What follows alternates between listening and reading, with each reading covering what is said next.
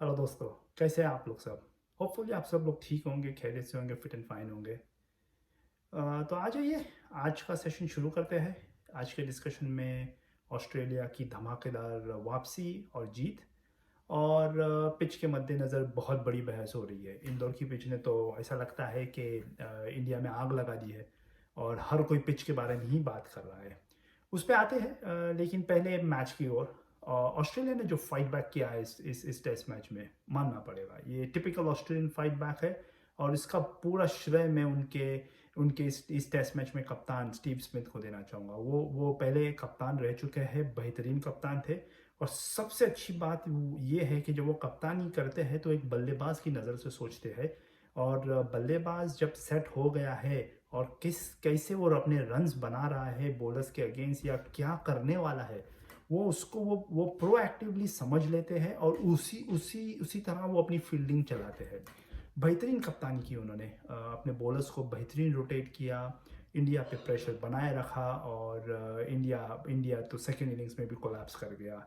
Score card दिखाता है आपको कि कोई भी बल्लेबाज बजाय चेतेश्वर पुजारा या श्रेयस अय्यर के कोई भी बल्लेबाज कंफर्टेबल नहीं लगा। शुभमन गिल बहुत जल्दी कर गए और बहुत ही वो टाइम पर वो जो शॉट खेलने गए charging down the wicket Nathan Lyon को। जब जब बैट्समैन वैसे चार्ज डाउन करता है तो वो बॉल के पिच तक आके अपना शॉट खेलता है। वो तो पिच तक आए भी नहीं थे और फिर भी वो बॉलर के सर के ऊपर से वो शॉट खेलने की ट्राई किया उन्होंने और क्लीन बोल्ड हो गए। बहुत ही बुरा शॉट था वो। उसके बाद अब रोहित शर्मा भी नहीं टिक पाए, और वही कहानी। तो हमारा टॉप ऑर्डर भी इस बार फेल हुआ। जब रोहित शर्मा जो इतने टाइम से स्कोर करते आ रहे हैं इंडियन पिचेस पे, वही संभाल के रखे हुए हैं। आप अगर रिकॉर्ड्स देखें 2-3 साल का, जब वो टेस्ट मैच में नहीं चलते हैं तो फिर तो इंडिया का स्कोर बनता ही नहीं है। विराट कोहली का एक और फेलियर, अक्रॉस द लाइन खेलने खेलने चले गए वो बॉल को, और एलबीडब्ल्यू हो गए।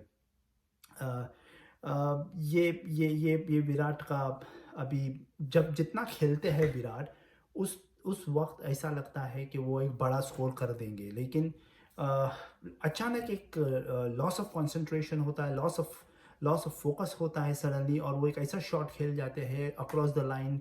या तो फ्लिक मारने की कोशिश करेंगे या पुल शॉट खेलने की कोशिश करेंगे। ये पिचेस पे जो ट्रू नहीं है, या बॉल कभी रुक के आता है, कभी कभी बाउंस ऊपर नीचे होता है। इन पिचेस पे आप जितना स्ट्रेट खेलोगे उतने ज़्यादा स्कोर कर सकते हो, और वही पुजारा ने दिखाया।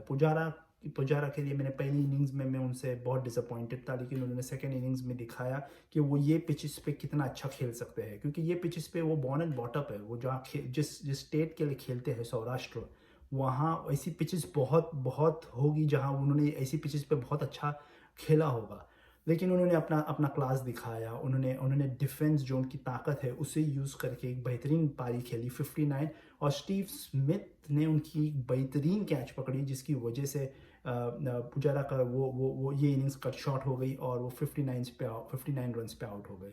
दूसरे जो बैट्समैन इंप्रेस किया था वो थे श्रेयस अय्यर, लेकिन उनका उनका भी लक थोड़ा अच्छा नहीं चल रहा है। आप देखेंगे तो पहले सेकंड टेस्ट में वो फाइन लेग पे एक बेहतरीन कैच पकड़ लिया था उनका हैंड्सकॉम्ब ने। और अब ये टेस्ट मैच में वो जब अच्छे लग रहे थे और एग्रेसिवली खेल रहे थे, ऐसा लग रहा था कि एक बड़ा स्कोर बना सकते हैं, तब वो मिचेल स्टार्क की गेंद पे फ्लिक किया उन्होंने और वो उस्मान ख्वाजा ने एक बेहतरीन कैच पकड़ा उनका।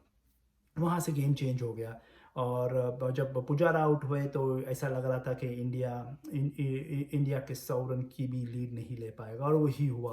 क्योंकि इस टेस्ट मैच में आपका लोअर ऑर्डर अश्विन, जडेजा और अक्षर पटेल चल नहीं पाए।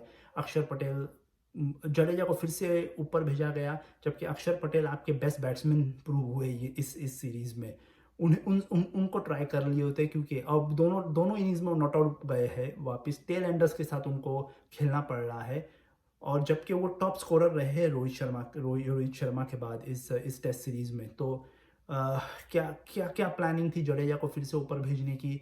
बल्कि जडेजा को ऊपर भेज के इन्होंने ये ट्रायो जो स्कोर कर रहे थे उसे डिस्टर्ब कर दिया, अश्विन, जडेजा और अक्षर पटेल। तो लोअर ऑर्डर भी नहीं चला, और जब लोअर ऑर्डर भी नहीं चला, टॉप ऑर्डर से रन नहीं आए, तो फिर तो इंडिया इंडिया का फेल होना तो बनता ही था। 100 रन का भी स्कोर ऑस्ट्रेलिया को चेज नहीं करना था। They had to score only 76 run. और आज जब बैटिंग करने आए ऑस्ट्रेलियंस, उस्मान ख्वाजा पहले ही ओवर में आउट हो गए और ऐसा लगा कि कुछ हो सकता है या इंडिया टफ फाइट देगा। लेकिन जैसा मैंने पहले टेस्ट मैच में कहा था, ट्रेविस हेड एक बहुत अच्छे बल्लेबाज है। उन्हें ऑस्ट्रेलिया को पहले टेस्ट मैच में नहीं बिठाना चाहिए था। वो 500 रन के करीब मार चुके ऑस्ट्रेलियन सीजन में, इन फॉर्म बैट्समैन है। उन्होंने अपना वक्त लिया और इन दोनों ने, ट्रेविस हेड, लबुशेन और Usman Khawaja in the first innings, इन्होंने दिखाया कि ऐसी पिच पे कैसा खेला जा सकता है। आपको टाइम देना होगा। ये पिच डिफ़िकल्ट पिच थी, नो डाउट, बहुत डिफ़िकल्ट पिच थी। टर्न हो रहा था बॉल, अप एंड डाउन रह रहा था, बाउंस। बट आप अगर ऐसी पिच पे थोड़ा पेशेंटली 15 मिनट, 20 मिनट, 25 मिनट अगर आप बॉलर को दे दो, उसके बाद ऑटोमेटिकली आप कॉन्फिडेंट हो जाते हैं और फिर बाद में बॉलर एक आधा बुरा बॉल डालता है जिसको आपको कैपिटलाइज करना है, और वही ट्रेविस हेड ने किया। दोनों ट्रेविस हेड और लबुशेन ने देख के खेला, बीट हुए, लेकिन उसके बाद उन्होंने वो बॉल जो वो बीट हुए थे उसे अपने ऊपर हावी ना होने दिया। 1 बॉल एट अ टाइम खेला, डिफेंस करते रहे, और जब उन्होंने देखा कि एक बॉलर ने बुरा बॉल डाला है, हाफ वॉली डाली है, शॉट डाली है, तो उसका भरपूर फ़ायदा उठाया। ट्रेविस हेड ने तो फिर एक ओवर में जब अश्विन को एक 6, एक 4, एक कपल ऑफ रन्स मारे, तभी क्लियर हो गया था कि ऑस्ट्रेलिया ये स्कोर जल्द से जल्द कर लेगा, और ऑस्ट्रेलिया आराम से जीत गया। अब रोहित शर्मा प्रेस कॉन्फ्रेंस में कहते हैं कि ये पिच जो बनाई गई है, ये सबके कलेक्टिव डिसीजन था, प्लेयर्स का, बोर्ड का। मैं कहता हूँ प्लेयर्स का से पिच बनाने में होना ही नहीं चाहिए। ये तो रिटन कंडक्ट है आईसीसी का। अब वो आके प्रेस कॉन्फ्रेंस में ये कह रहे हैं, तो इसका मतलब क्या हुआ? आप पिच बनाने के लिए डायरेक्शंस दे रहे हैं क्यूरेटर को। अगर ऐसा है तो इंडिया ही फंसेगा, क्योंकि आप अगर 3-4 साल पहले का रिकॉर्ड उठा के देख ले तो इंडिया स्पिनिंग पिचेस पे अच्छा किया ही नहीं है। इंडिया खुद अपने लिए ही गड्ढा खोद रहा है, उसमें ही घिरेगा, और यही ये टेस्ट मैच में हुआ। ऑस्ट्रेलियंस अगर नेक्स्ट टेस्ट मैच में अहमदाबाद में, दे वोंट माइंड कि अगर उनको ऐसी पिच मिली वापस से, तो दे वोंट माइंड, क्योंकि उनके चांसेस बढ़ जाते हैं, क्योंकि इंडियंस हमारे ये स्पिनिंग ट्रैक्स पे नहीं खेल पा रहे हैं।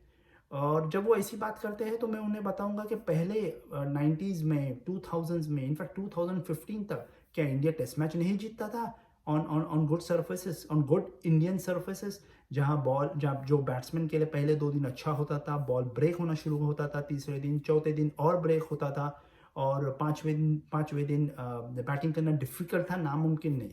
मैं ये नहीं कहता कि ये पिच पे भी नामुमकिन था बैटिंग करना, ऑस्ट्रेलियंस ने दिखाया, लेकिन हमारे भारतीय बल्लेबाज अब वो क्वालिटी नहीं रही स्पिन खेलने की। विराट कोहली जैसा बैट्समैन भी कंसिस्टेंट नहीं रहा है। चेतेश्वर पुजारा ने इस इनिंग में स्कोर किया, लेकिन उनका भी रिकॉर्ड कुछ अच्छा नहीं है। ये सीरीज में सिर्फ रोहित शर्मा एकमात्र बल्लेबाज है इंडिया की साइड से जिनका 40 का एवरेज है, और नेक्स्ट बेस्ट आ रहे हैं अक्षर पटेल, और उसके बाद आ रहे हैं चेतेश्वर पुजारा। अक्षर पटेल 9 नंबर पे आ रहे हैं बैटिंग करने के लिए, और उनका टॉप 3 में एवरेज है इस सीरीज में। तो इंडिया को ऐसे रैंक टर्नर्स डायरेक्शन नहीं देना चाहिए। अगर क्यूरेटर खुद बना रहा है दैट्स फाइन, लेकिन इन्हें डायरेक्शन नहीं देना चाहिए कि आप ऐसे ही बनाओ। नागपुर में मैंने अपने एक पहले वीडियो में कहा था कि कुछ सरफेस पे कुछ जगहों को कुछ खास ड्राई रखा जा रहा है एक लेफ्ट हैंडर्स के लिए, वो नहीं अलाउ करना चाहिए। क्यूरेटर्स को आप डायरेक्शन नहीं दे सकते हैं, बट ये इंडियन क्रिकेट में होता है। और अब ये डायरेक्शंस नेक्स्ट टेस्ट मैच के लिए क्या कैसे हो गए मुझे पता नहीं। बाय द वे, अभी भी न्यूज़ भी आई है कि इंदौर की पिच को 3 डीमेरिट पॉइंट्स दिए गए हैं। अब इससे कुछ इंडिया का WTC पे असर तो नहीं होगा, लेकिन अगर इंदौर को नेक्स्ट 12 मंथ्स में 2 पॉइंट और डीमेरिट मिल जाते हैं, तो यहाँ 1 साल तक आप कोई भी क्रिकेट नहीं खेला जाएगा, कोई भी इंटरनेशनल क्रिकेट नहीं अरेंज हो सकता है। तो ये भी बदनामी हो जाती है ग्राउंड की, आप ऐसी पिचेस बनाते हो तो बनाए, इंडियन सर्फेस बनाए, होम एडवांटेज ले, मैं ये नहीं कह रहा हूँ, लेकिन ऐसे रैंक टर्नर्स जो पहले ही दिन आधे घंटे के अंदर ही पिच लिटरली एक्सप्लोड होना शुरू हो रही है, वो पिच पे टेस्ट मैच देख के क्या फ़ायदा, वो तो रिटर्न था। मैंने अपने पहले ही दिन पे एक वीडियो बनाया था, मैंने कहा था ये टेस्ट मैच भी 3 दिन के अंदर ख़त्म, और वही हुआ, 2.5 डेज़ में टेस्ट मैच ख़त्म हो गया। डिसअपॉइंटिंग था, but the way also the pitch को देख के और the way the Indians applied on this pitch, pitch difficult थी, अनप्लेएबल नहीं थी। ऑस्ट्रेलियंस ने दिखाया कि ये पिच पे कैसा खेला जा सकता है। वेल प्लेड ऑस्ट्रेलिया, बहुत अच्छा खेला, और इसकी वजह से हम WTC के पॉइंट्स भी जो मैं अभी शेयर करूँगा आपके साथ, उसमें भी फेरबदल हो सकता है। इंडिया फंस गया है, इंडिया को लास्ट टेस्ट मैच अब जीतना पड़ेगा। अगर लास्ट टेस्ट मैच में इंडिया हार जाता है तो उससे इंडिया को श्रीलंका और न्यूजीलैंड के बीच में जो टेस्ट मैचेस होने वाले हैं, 2 टेस्ट मैचेस इन न्यूजीलैंड, उसका वेट करना पड़ेगा। अगर श्रीलंका न्यूजीलैंड को न्यूजीलैंड में 2-0 हरा देता है, जो बहुत ही मुश्किल है, श्रीलंका कभी भी न्यूजीलैंड में जीता नहीं है, लेकिन अगर ये मिरेकल हो जाता है तो फिर इंडिया वर्ल्ड टेस्ट चैंपियनशिप से बाहर हो जाएगा अहमदाबाद टेस्ट मैच हारने के बाद। मैं अभी भी उम्मीद करता हूँ, ऑस्ट्रेलिया तो ऑलरेडी पहुँच चुका है वर्ल्ड टेस्ट चैंपियनशिप फाइनल में, मैं अभी भी उम्मीद करता हूँ कि इंडिया अहमदाबाद में बाउंस बैक करेगा। मुझे पूरी उम्मीद है, और बैटिंग को कुछ करना होगा। एक स्टेप ले लिया है इन्होंने, राहुल को बिठा के शुभमन गिल को लाया है, अब प्रेशर तो बैट्समैन पे है, अब इन्हें स्कोर करना होगा, क्योंकि यही फॉर्म ये कंटिन्यू इंडियन सर्फेसिस पे नहीं कर सकते।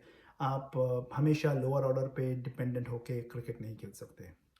एक और परफॉर्मेंस जो ये टेस्ट मैच में मैंने देखा, उमेश यादव का, ओह, वो उन्होंने जो ऑस्ट्रेलिया के अगेंस्ट जो पहली इनिंग में बॉलिंग की और second day in the morning, वो ब्रिलियंट थी। वो उन्होंने सीम पे बॉल को पिच करा के मूव कराया इन आउट, और 2 बैट्समैन को तो बोल्ड किया। उनके स्पेल की वजह से ऑस्ट्रेलिया का कोलैप्स हुआ था, नहीं तो पीटर हैंड्सकॉम्ब और कैमरन ग्रीन बहुत अच्छा खेल रहे थे स्पिन को। उन्होंने ब्रेक थ्रू दिलाया उमेश यादव ने, और वो बहुत अंडररेटेड क्रिकेटर है। जब भी कोई इंजर्ड होता है तभी उन्हें चांस मिलता है। आई होपफुली वो इंडिया उनके साथ स्टिक करेगा लास्ट टेस्ट मैच के लिए भी। अब ये देखना है कि शमी को रेस्ट देते हैं या सिराज को रेस्ट देते हैं, क्योंकि अब ये मस्ट विन जैसा सिचुएशन हो गया दोस्तों अहमदाबाद में। अगर अहमदाबाद में अगर इंडिया चूक कर गई तो वर्ल्ड टेस्ट चैंपियनशिप फाइनल भी स्टेक पे है, ये याद रखिए आप। हाँ, डिसअपॉइंटमेंट तो है, बट होपफुली इंडियन क्रिकेट यहाँ से कुछ सीखेगा, and they will do good. और दूसरी क्रिकेट जो हो रही है, इंग्लैंड ने बांग्लादेश में हरा दिया, और ये एक बांग्लादेश का एक रिकॉर्ड था, जहाँ वो वनडे सीरीज़ लास्ट 5 साल से कोई वनडे सीरीज़ एट होम हारे नहीं थे। तो और इंग्लैंड ने उन्हें उनके ही कंट्री में हराया, और इंग्लैंड की टीम तो शानदार है।